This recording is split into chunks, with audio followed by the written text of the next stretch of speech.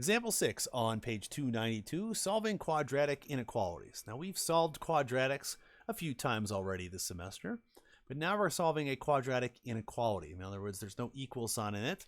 As you can see in this case, there is a greater than sign in this problem. It says x squared minus 3x is greater than 3 minus 5x.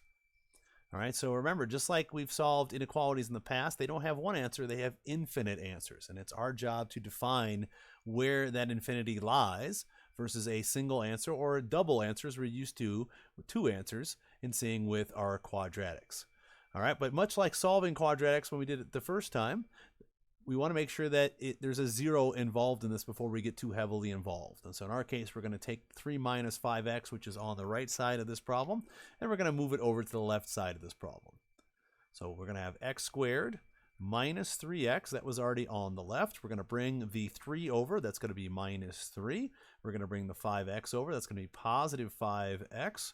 And now it's going to still have our inequality, but now we've gotten rid of everything on the right, so what's on the right now is 0. It's key to get 0 involved here, just like it was key to get 0 involved when we solved quadratics.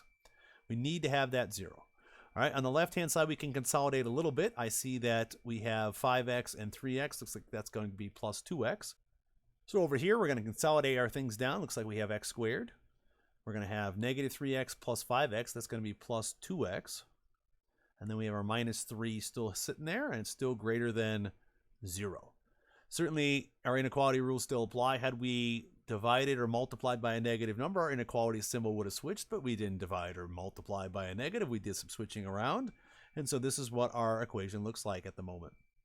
Next, we want to do is see if we can figure out what we call some critical points here. In other words, some x values that, if this were equal to 0, would be the solution. Now, we know it's not equal to 0, but it doesn't stop us from pretending for a moment that it did equal 0 and seeing if we can solve it here. So let's say x squared plus 2x minus 3 equals 0 for a moment. And let's see if we can solve this. I think it is factorable because the factors of 3 are 3 and 1, and that would make 2. So I believe we should be able to say x plus 3 and x minus 1 are equal to 0, which means that x plus 3 equals 0 and x minus 1 equals 0, which means that x is equal to negative 3 and x is equal to positive 1. And so when we do that, those are what we call critical points. Now, these critical points are key in creating the method we're going to use to solve this particular problem. We like to create what's called a sign chart. So we come over here and we draw a number line. Somewhere in the middle of that number line is 0, as we've done before in the past. Somewhere on the right is this number 1, and somewhere on the left is negative 3, the critical points we just found. Next, what we want to do is draw dashed lines down to each of these points. What we're doing is we're creating regions of where the answer may lie. You have a region that is negative infinity to negative 3, a region that is from negative 3 to 1, and a region that is from 1 to positive infinity. The answer for this problem will be in one or more of these regions. And it's our job to figure out which of those regions is going to be it. And what we do then is we go back to our problem here and we say, all right, x squared plus 2x minus 3 was greater than 0. You know, things that are greater than 0 are positive things. If it was less than 0, then they would be negative things. But greater than 0 are positive things. And so when we're doing our sign chart, we're going to be looking for positive values in the sign chart to make this work. Now we have to do some testing. And that testing is really coming back and looking at our factoring that we did, right? We broke this x squared plus 2x minus 3 down. Let's rewrite that here as an x plus 3 times x minus 1, and it would still be greater than 0. So this is what our problem would look like if we use the factoring instead. But we need this part here to do our test points. So what we're going to do is we're going to go up to our number chart here, our test area, and we're going to find a number that's within each region, and we're going to test it as a value of x. And what we're testing for is to see, do we get a positive number or do we get a negative number? All right, we don't care about the actual size of the number itself, just its value, as in is it positive or negative. So let's start with an easy one. Between the region that is negative 3 and 1, there's a fairly obvious point to pick. It's 0. So if we let x equal 0 in both of these parentheses, in the first parenthesis, we're going to get positive 3. Now, we don't care about the fact that it's 3. What we care about is it's positive. So we're going to have a positive, 0 is our test thing. We're going to have a positive in the first parenthesis, as in 0 plus 3 is positive, and a negative in the second parenthesis, as in 0 minus 1 is negative.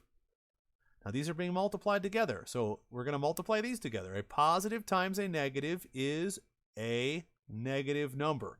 And so in our sign chart here, what we're going to do is we're going to put a big minus sign here to say we got a minus. Now we need to pick a number from, let's do the positive first, in the 1 to positive infinity department. Now, most people would say, I'm going to pick 2 or pick 3. And what I say is, pick a exceedingly large number. I mean, this is infinity after all. It's a fairly large concept. So the bigger number you pick, the more obvious it's going to be what kind of number you have here, a positive or a negative number. Again, we don't care about the value, just whether it's positive or negative. So to demonstrate, I'm going to pick 1 million as my test point. 1 with 6 zeros. I put a million here for x, a million plus 3, it's pretty obvious that's a positive number. And if I put a million here, a million minus 1, again, that's pretty obvious, that's still a positive number. And a positive times a positive is indeed a positive. And so we're going to put a plus here to remind ourselves we got a plus. Now for the negative, I could use negative a million, I suppose, but let's use like negative 1,000 this time.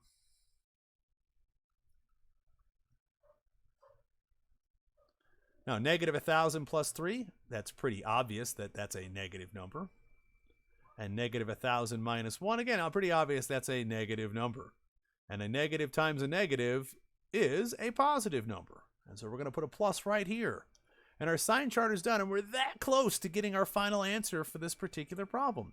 Because again, we said, hey, you know, a function greater than 0 means positive. Well, here's our sign chart. Where did we see positive numbers at? Well, we saw positive in this region and positive in this region.